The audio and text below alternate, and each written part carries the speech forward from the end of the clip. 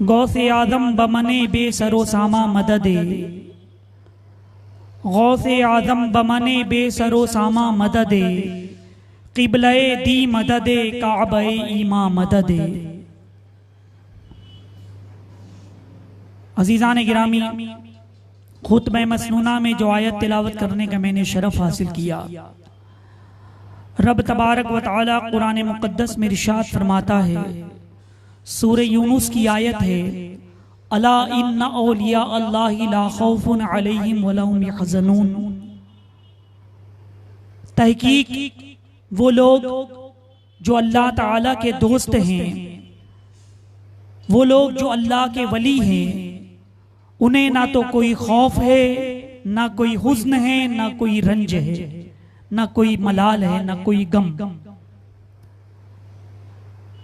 तो रब तबारक व तआला कुरान मुक़द्दस में औलियाए किराम के बारे में फरमाता है कि जो अल्लाह के वली हैं उन्हें किसी किस्म का खौफ नहीं, उन्हें कोई रंज नहीं, कोई मलाल नहीं।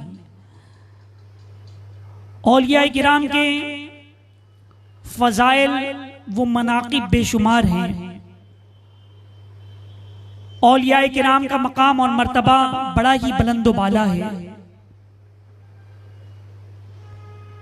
जिस पर नजरे करम हो जाए उसकी दुनिया भी सवर जाती है और आखिरत भी सवर जाती है। किसी ने क्या खूब कहा, निगाहे वली में वो तासीर देखी, निगाहे वली में वो तासीर देखी, बदलती हजारों की तकदीर देखी, बदलती हजारों की तकदीर देखी। लिहाजा कभी भी औलियाए किराम के बारे में किसी भी किस्म का कोई जुमला, उनकी शान में तनकीस वाली कोई बात कभी नहीं करनी चाहिए। जो लोग करते हैं अल्लाह ताला उन्हें हिदायत अता फरमाए। इब्ने माजा शरीफ की हदीस में आपके सामने पेश करता हूं। नबी करीम सल्लल्लाहु अलैहि वसल्लम ने फरमाया कि रब तबारक व तआला फरमाता है कि जो वलियों से दुश्मनी करता है, जो वलियों से अदावत करता है, मैं उसके खिलाफ ऐलान जंग करता हूं। रब तबारक व तआला ने क्या फरमाया, जो वलियों से दुश्मनी करता है, जो औलियाए किराम से अदावत रखता है, बुग़्ज़ रखता है, अल्लाह ताला उससे के खिलाफ ऐलान जंग फरमा रहा है। तो सोचो उन लोगों का क्या हाल होगा जो औलियाए किराम की करामत, औलियाए किराम की अज़मत और औलियाए किराम के तसर्रुफात, औलियाए किराम के इख्तियारात और औलियाए किराम के बारे में न जाने क्या क्या जुमले कहते हैं। कितने अफसोस की बात है। एक और हदीस में आपके सामने पेश करूं।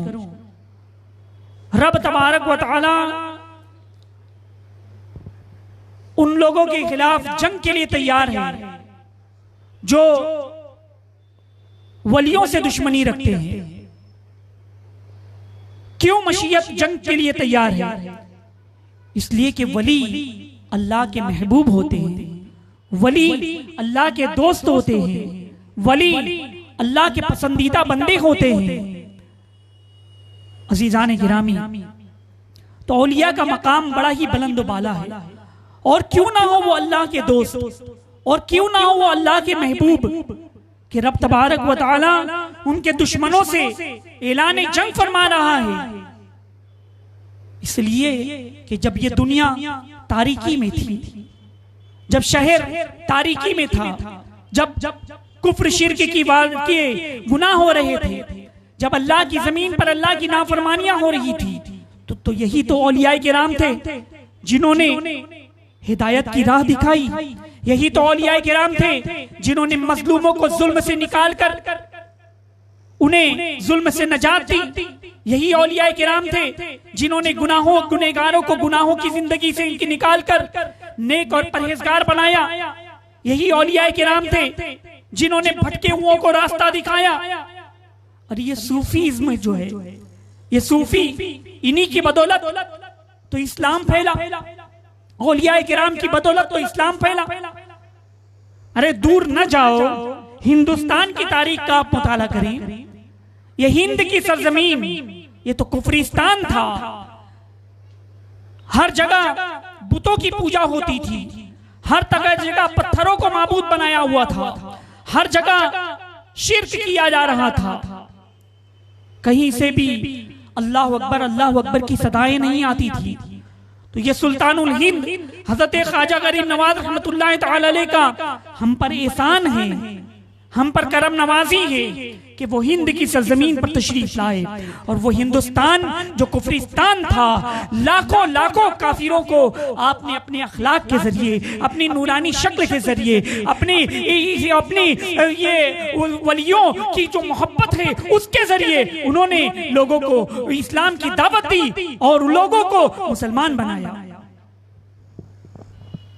हिंद में 90 लाख को कलमा पढ़वाया मेरे ख्वाजा, हिंद में 90 लाख को कलमा पढ़वाया। हम पर है एहसान तुम्हारे या ख्वाजा, हम पर है एहसान तुम्हारे या ख्वाजा। बेशक बेशक हम पर सुल्तानुल हिंद हज़रत ख्वाजा गरीब नवाज रहमतुल्लाह तआला अलैह का एहसान है कि उन्होंने 90 लाख लोगों को मुसलमान बनाया। तो यह औलिया किराम की करम नवाजी है, औलिया किराम के एहसानात हैं। तो अल्लाह ताला इसीलिए अपने वलियों से मोहब्बत फरमाता है। और वलियों का मकाम यह है कि कोई अगर गुस्ताखी करे, कोई दुश्मनी करे तो मशीयत ऐलान जंग फरमाती है। तो औलिया किराम का मकाम और मर्तबा बड़ा ही बुलंद बाला है। गुज़िश्ता आज 8वीं शब है रबीउल आखिर शरीफ की। 7 प्रोग्रामात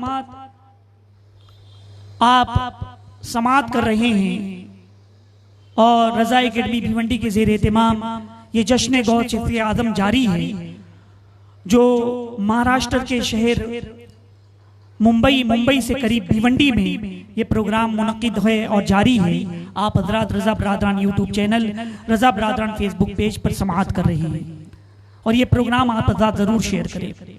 अब आइए मैं आपको बताऊं, कुछ लोगों का एतराज होता है कि जब हम करामतें बयान करते हैं अपने वलियों की, गौसे पाक रज़ियल्लाहु तआला अन्हु की करामत बयान करते हैं, उनके फजाइल और बरकतें, उनका मकाम और मर्तबा बयान करते हैं, तो लोगों को तकलीफ होती है कि ये करामत, ये तसर्रुफात कहां से आ गए। तो मैं आपको बताऊं, औलिया किराम का जो मकाम है ना, बड़ा ही बुलंद बाला है। कुरान शरीफ में सूरे नमल में हजरत आसिफ बिन बरखिया रज़ियल्लाहु तआला अन्हु का वो वाक़या आपने सुना होगा कि वलियों की ताकत कैसी होती है, वलियों के तसर्रुफात कैसे होते हैं, वलियों की करामत कैसी होती है। तो कुरान अज़ीम में हज़रत सुलेमान अलैहिस्सलाम और तख्ते बिल्कीस के बारे में आपने पढ़ा है, सुना है।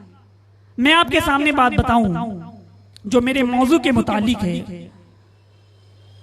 जब मलका बिल्कीस हज़रत सुलेमान अलैहिस्सलाम के पास आ रही थी, करीब पहुंचने वाली थी और मुल्क सबा से चली थी बैतुल मुक़द्दस की तरफ, जहां पर हज़रत सुलेमान अलैहिस्सलाम का महल था। और जब करीब पहुंचने वाली थी, यानी यूं समझिए ये बाईपास होता है जो शहर का, वहां तक या उससे करीब पहुंच गई थी।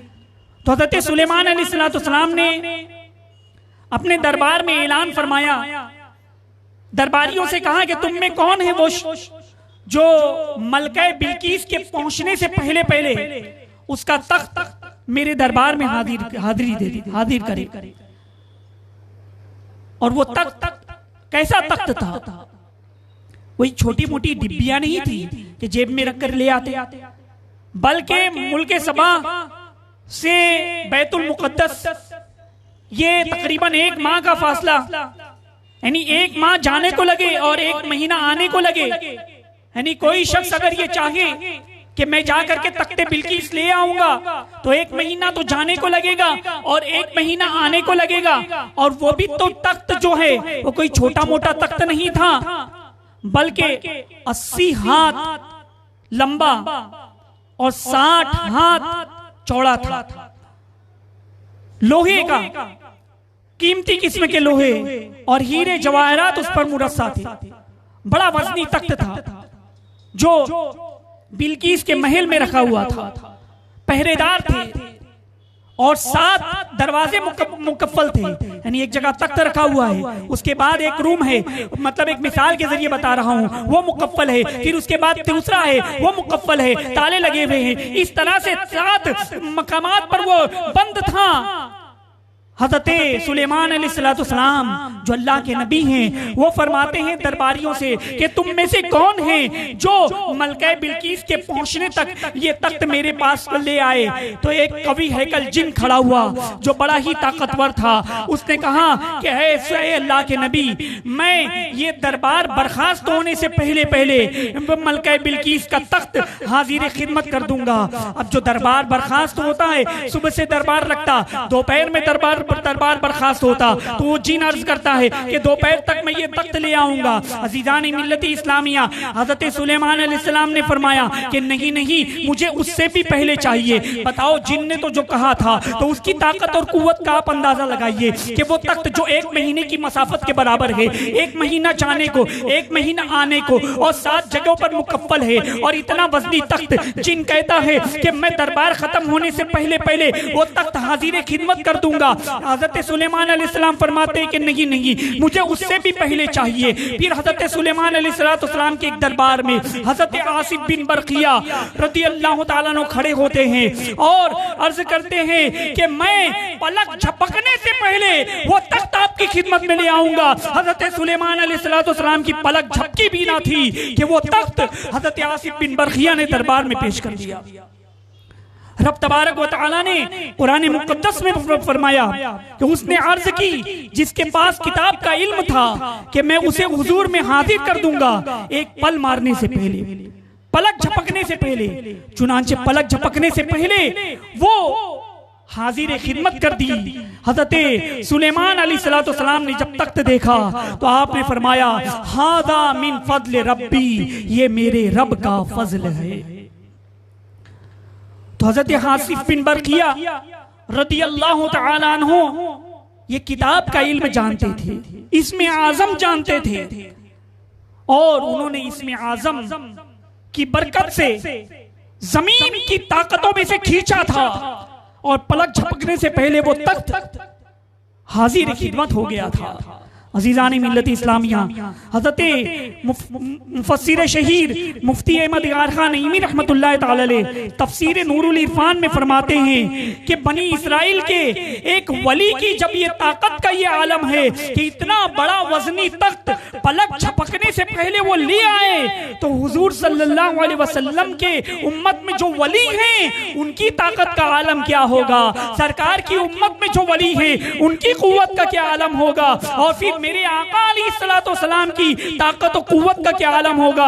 आला हजरत इमाम अहमद रज़ा इसीलिए तो फरमाते हैं, जिसको बारे दो आलम की परवाह नहीं, जिसको बारे दो आलम की परवाह नहीं, ऐसे बाजू की कुव्वत पे लाखों सलाम।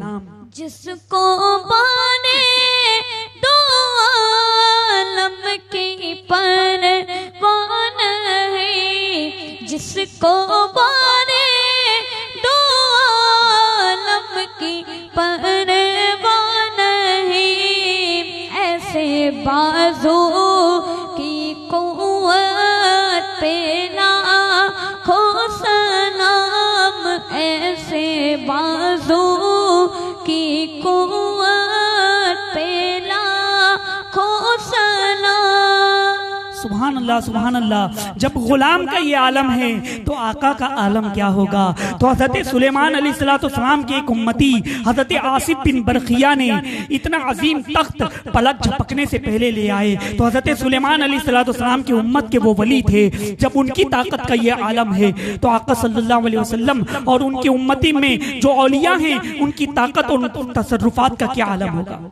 हजरत इमाम फखरुद्दीन राजी रहमतुल्लाह ताला अलैह इसी की तशरीह में फरमाते हैं कि हजरत सुलेमान अलैहिस्सलाम के उम्मती ने, वली ने इतना बड़ा तख्त पलक झपकते हाजिर खिदमत कर दिया, तो हजरत सुलेमान अलैहिस्सलाम के उम्मती थे, तो हजरत सुलेमान अलैहिस्सलाम की ताकत का क्या आलम होगा। और हजरत सुलेमान अलैहिस्सलाम मेराज की रात जब आका सल्लल्लाहु अलैहि वसल्लम मस्जिद अक्सा पहुंचे और मस्जिद अक्सा में इमामत फरमाई, तो उस वक्त हजरत सुलेमान अलैहिस्सलाम हुजूर अलैहिस्सलाम के पीछे नमाज अदा कर रहे थे। तो हजरत सुलेमान अलैहिस्सलाम आका सल्लल्लाहु अलैहि वसल्लम के पीछे नमाज अदा कर रहे हैं, तो हमारे आका तो सैयदुल अंबिया हैं, इमामुल अंबिया है, तमाम नबियों के सरदार हैं, तो उनके ताकत और उनके तसर्रुफात का क्या आलम होगा, उनके इख्तियारात का क्या आलम होगा।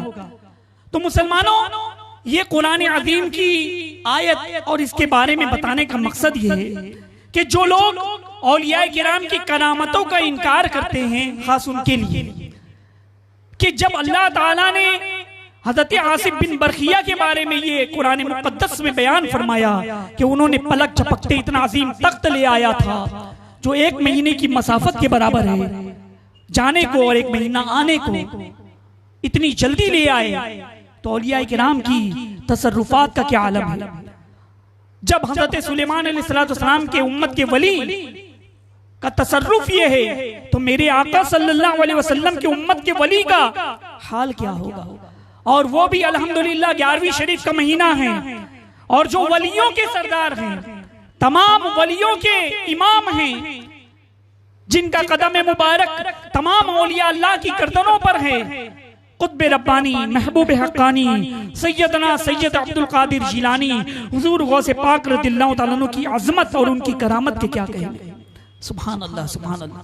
तो अज़ीज़ान गिरामी, आइए सरकार गौसे पाक रदियल्लाहु तआला अन्हु की कुछ करामतें और उनकी बातें मैं आपके सामने पेश करता हुआ चलूं, जो सिलसिला जारी था। तो इंशाअल्लाह करामतें, इंशाअल्लाह बहजतुल असरार, ये बड़ी मतलब किताब है, मुदल्लल किताब है, और ये आज के ज़माने की लिखी हुई नहीं, ये 7वीं सदी हिजरी के जो बुजुर्ग हैं हजरत इमाम अबुल हसन शतनूनी रहमतुल्लाह ताला अलैह, इन्होंने लिखी है 7वीं सदी हिजरी, मतलब आज से 800 साल, तकरीबन 800 साल पहले की लिखी हुई किताब है। और इसका उर्दू तर्जमा अब मार्केट में अवेलेबल भी है पहले से। तो ये इसमें से ही मजहर जमाल मुस्तफ़ाई, इन तमाम किताबों में से आपके सामने हुजूर गौसे पाक रदियल्लाहु तआला अन्हु की करामतों का जिक्र मैं करूंगा। एक मर्तबा हुजूर गौसे पाक रदियल्लाहु तआला अन्हु की खिदमत में खलीफा मुस्तंजिर बिल्लाह वो आए, और आने के बाद उन्होंने अर्ज की कि हुजूर कुछ नसीहत फरमाइए। हुजूर गौसे पाक रदियल्लाहु तआला अन्हु ने नसीहत फरमाई, और फिर उसने 10 थैली अशरफियों की हुजूर गौसे पाक रदियल्लाहु तआला अन्हु की खिदमत में पेश की। हुजूर गौसे पाक रदियल्लाहु तआला अन्हु ने उसे कबूल करने से इनकार कर दिया, कहा कि खलीफा इसे ले जाइए। आपने इनकार कर दिया। खलीफा ने फिर इसरार किया कि इसे तोहफे को कबूल फरमाइए, तोहफे को कबूल फरमाइए, या शरफियों की थैली कबूल कर लीजिए। गौसे पाक रदियल्लाहु तआला अन्हु जलाल में आ गए। एक हाथ में एक थैली पकड़ी, दूसरे हाथ में दूसरी थैली, और दोनों थैलियों को दबाया। तो दबाने के बाद उन अशरफियों की थैली से खून बहने लगा, खून निकलने लगा। गौसे पाक रदियल्लाहु तआला अन्हु ने फरमाया कि ऐ बादशाह वक्त, ये थैली ले जाओ, और जिन जालिमों से खून चूस चूस करके तुमने ये दौलत इकट्ठी की है और मैं इसको नजराने के तौर पर देने आए हो, ये लौटा दो, वरना मैं इतना इसमें से निचोड़ूंगा, ये इतना खून बहेगा कि उन लोगों के घरों तक और तुम्हारे महलों तक खून की एक धार लग जाएगी। वो लर्जा बरंदाम हो गए, और फिर उन्होंने गौसे पाक रदियल्लाहु तआला अन्हु की बारगाह में माफी तलब की, तौबा की, और उससे रुजू हुए। तो ये हमारे गौसे पाक रदियल्लाहु तआला अन्हु का मकाम और मर्तबा है कि बादशाह ने वक्त आते नसीहत के लिए नहीं और कुछ पेश करते तो हुजूर गौसे पाक रज़ियल्लाहु ताला अन्हु की नसीहत का क्या अंदाज था कि आप कोई उनके जो पैसा लाए हुए हैं, जो दौलत लाए हुए हैं, तो हमारे गौसे पाक की निगाहें देख रही थी कि ये दौलत कहां से लेकर के आए हैं, ये रकम कहां से लेकर के आई है, तो ये गरीबों का खून चूस करके जमा किया गया है, ये मजलूमों पर जुल्म करके ये दौलत जमा की गई है। तो गौसे पाक रज़ियल्लाहु ताला अन्हु तंबीह फरमाते हैं और वो तौबा करते हैं, माफी मांगते हैं। अज़ीज़ान मिल्लत इस्लामिया, ये हमारे गौसे पाक रज़ियल्लाहु ताला अन्हु हैं जो लोगों की इस्लाह भी फरमा रही हैं, तबलीग भी फरमा रही हैं, अमर बिल मारूफ व नही अनिल मुनकर भी कर रही हैं और लोगों की मदद भी फरमा रही हैं। और मदद भी कैसी, सुभान अल्लाह सुभान अल्लाह। एक मर्तबा दरियाए दजला में तुग़यानी आ गई, बहुत बारिश हुई, दरिया पूरा भर गया। अब ऐसा हुआ कि अनकरीब था कि बगदाद उसमें डूब जाएगा, गर्क हो जाएगा, लोग मर जाएंगे, डूब जाएंगे, फसलें तमाम तबाह हो जाएंगी। अब क्या किया जाए? और लोग गौसे पाक रज़ियल्लाहु ताला अन्हु की खिदमत में आए कि हुजूर दरियाए दजला में तुग़यानी आई हुई है और अनकरीब है कि बगदाद गर्क हो जाएगा, लोग डूब जाएंगे। गौसे पाक रज़ियल्लाहु ताला अन्हु अपना आसा मुबारक लेते हैं और दरियाए दजला के पास जाते हैं और जहां पर पानी की सतह पहले थी जहां पर एक मतलब एक दरमियाना जो थी कि इससे आगे ना बढ़े, गौसे पाक रज़ियल्लाहु ताला अन्हु वहां पर अपना आसा गाड़ देते हैं और फिर फरमाते हैं, ऐ दरियाए दजला, ये मैंने तेरी हद कायम कर दी है, अब इस हद से तू आगे ना बढ़ना। सुभान अल्लाह सुभान अल्लाह। ये हमारे गौसे पाक रज़ियल्लाहु ताला अन्हु का मकाम और मर्तबा देखिए कि दरियाए दजला को हुक्म दे रहे हैं और एक ने हद मुतय्यन कर दिया आपने। फिर उसके बाद से दरियाए दजला में जब भी तुग़यानी आई तो गौसे पाक की हद से दरिया कभी आगे न बढ़ा, दरिया का पानी उस हद से आगे न बढ़ा। ये हमारे गौसे पाक का मकाम है, ये हमारे गौसे पाक रज़ियल्लाहु ताला अन्हु की करामत है। हुजूर गौसे पाक रज़ियल्लाहु ताला अन्हु का मकाम और मर्तबा बड़ा ही बुलंद-ओ-बाला है। तबलीग फरमाई आपने, वाज़ो नसीहत फरमाते थे, अल्लाह और उसके रसूल के इरशादात दुनिया वालों तक पहुंचाते और ऐसी वाज़ो नसीहत होती कि गुनहगार होता तो गुनाहों से तौबा कर लेता, मुजरिम होता तो जुर्म से तौबा कर लेता, जानी होता तो जिना से तौबा कर लेता, शराबी होता तो शराब से तौबा कर लेता, मुशरिक होता तो शिर्क से तौबा कर लेता, काफिर होता तो कुफ्र से तौबा कर लेता, नसरानी होता तो दूसरे मजहब को छोड़ करके मजहबी इस्लाम में दाखिल हो जाया करता था। ये हमारे गौसे पाक रज़ियल्लाहु ताला अन्हु का मकाम और मर्तबा है। और जब आप वाज फरमाते तो ऐसी हैबत होती कि किसी की जुरत नहीं होती कि कोई बीच में चूर चरा कर सके। इंस और जिन सभी लोग जमा होते। पिछले बयानात में मैंने तफसील के साथ हुजूर गौसे पाक रज़ियल्लाहु ताला अन्हु की वाज के ताल्लुक से बयान फरमाया था। उसी वाज के दरमियान एक दफा फरमा रहे थे, एक शख्स को रफ़े हाजत हुई। अब मजमा इतना था और मजमा भी कितना रहता, 70 हजार, उससे जायद मजमा होता कि कैसे जाए। गौसे पाक रज़ियल्लाहु ताला अन्हु नाराज होंगे और मजमा भी मुंतशिर होगा, तवज्जो भी बटेगी। उसने दिली दिल में गौसे पाक रज़ियल्लाहु ताला अन्हु से फरियाद की। गौसे पाक रज़ियल्लाहु ताला अन्हु वाज फरमाने तकरीर कर रहे हैं, सामईन में से एक को हाजत हुई, वो गौसे पाक को फरियाद के लिए दिली दिल में कहा। गौसे पाक रज़ियल्लाहु ताला अन्हु मिंबर से एक सीढ़ी नीचे तशरीफ लाए। फिर उसके बाद वो कहता है कि मैं वो वहां से वाज की महफिल से गायब हो गया और फिर मैं अपने आप को एक जंगल में पाया। मैंने जैसे ही देखा जंगल में करीब एक दरिया बह रहा था, मैं फारिग हुआ। फारिग होने के बाद मैंने वजू किया, वजू करने के बाद मैंने नफिल नमाज पढ़ी। नमाज पढ़ने के बाद फिर उसके बाद उसमें जब वजू से कबल एक दरख्त पर मैंने अपनी चाबी वहीं पर लटका दी थी। फिर उसके बाद वजू किया, नमाज पढ़ी। जैसे ही मैंने सलाम फेरा, सलाम फेरने के बाद मैंने आपको गौसे पाक रज़ियल्लाहु ताला अन्हु की महफिल में पाया, महफिल में पाया। फिर कुछ दिन बाद तिजारत की गर्ज से एक काफले के साथ में जा रहा था।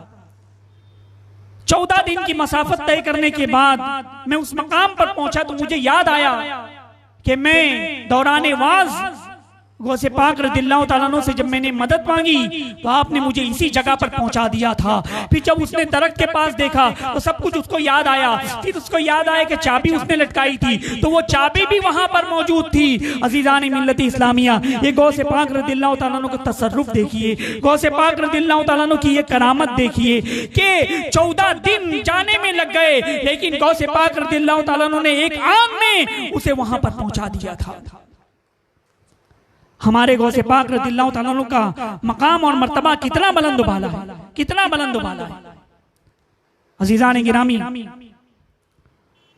और मैं आपको बताऊं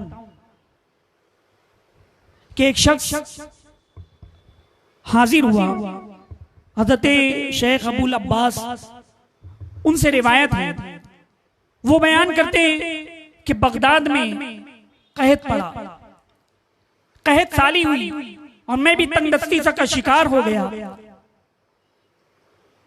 खाने के लिए कुछ नहीं था।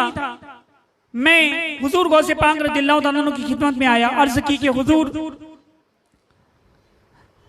कहत साली है, मैं बहुत तंगदस्त हूँ, खाने के लिए कुछ नहीं है। तो हुजूर गौसे पाक रज़ियल्लाहु ताला अन्हु ने उन्हें गंदुम इनायत फरमाया, कुछ थोड़ा बहुत गंदुम, गंदुम मतलब गेहूं, गेहूं इनायत फरमा दिया और फरमाया कि किनारे से निकाला करो और रोज इस्तेमाल करो, रोज पकाओ, लेकिन कभी वजन ना करना। वो ले गए, घर पहुंचे, किनारे से गेहूं निकाला, पकाए, शिकम शेर हुए, सब लोग मिलकर के खाए। इसी तरह दूसरे रोज, तीसरे रोज, 1 महीना, 2 महीना, तकरीबन 5 साल तक वो गेहूं खत्म नहीं हुआ जो गौसे पाक रज़ियल्लाहु ताला अन्हु ने इनायत फरमाया था। 5 साल तक खत्म नहीं हुआ। और फिर आखिर में उनका बयान है कि उन्होंने कहा कि एक मर्तबा मेरी अहलिया ने सोचा कि गेहूं को वजन कर ले, तो उन्होंने गेहूं को वजन किया। गौसे पाक रज़ियल्लाहु ताला अन्हु ने मना फरमाया था, वजन किया गया, फिर उसके बाद वो गेहूं 7 दिन में खत्म हो गया। यानी बताने का मकसद ये है कि हमारे गौसे पाक रज़ियल्लाहु ताला अन्हु का मकाम और मर्तबा देखिए कि कोई तंगदस्त जाता है तो वो शिकम सैर हो जाता, कोई परेशान हाल जाता और परेशानियों से उसको नजात मिल जाती, कोई जुल्म सताया हुआ जाता उसको जुल्म से नजात मिल जाती। अजीजान मिल्लत इस्लामिया, और आज भी अल्हम्दुलिल्लाह हमारे गौसे पाक रज़ियल्लाहु ताला अन्हु हमारी मदद फरमाते हैं, हमारी इमदाद फरमाते हैं और उसी तरह से तसर्रुफ फरमाते हैं। जो भी या गौस अल मदद के नारे लगाता है, हमारे गौसे पाक उसकी इमदाद फरमाते हैं, उसकी दस्तगीरी फरमाते हैं। तो बहरहाल इंशाअल्लाह इसका आगे का बयान कल आप समाअत करेंगे। अल्लाह तबारक व तआला से दुआ है कि हमें हुजूर गौसे पाक रज़ियल्लाहु ताला अन्हु के नक्शे कदम पर चलने की तौफीक रफ़ीक अता फरमाए और गौसे पाक रज़ियल्लाहु ताला अन्हु के फैजान से हम सबको माला माल फरमाए। इंशाअल्लाह कल भी इसी तरह 9:30 बजे रज़ा बरादरान यूट्यूब चैनल और रज़ा बरादरान फेसबुक पेज पर यह प्रोग्राम नश्र होगा। आप आज़ाद से गुजारिश है कि हमारे प्रोग्राम को शेयर करें और हमारे चैनल को जरूर सब्सक्राइब और लाइक और फॉलो कर लें। अल्लाह ताला आप सबको जज़ाए खैर अता फरमाए। इसी तरह इंशाअल्लाह 11वीं शब तक ये प्रोग्राम जारी रहेगा। वमा अलैना इल्लल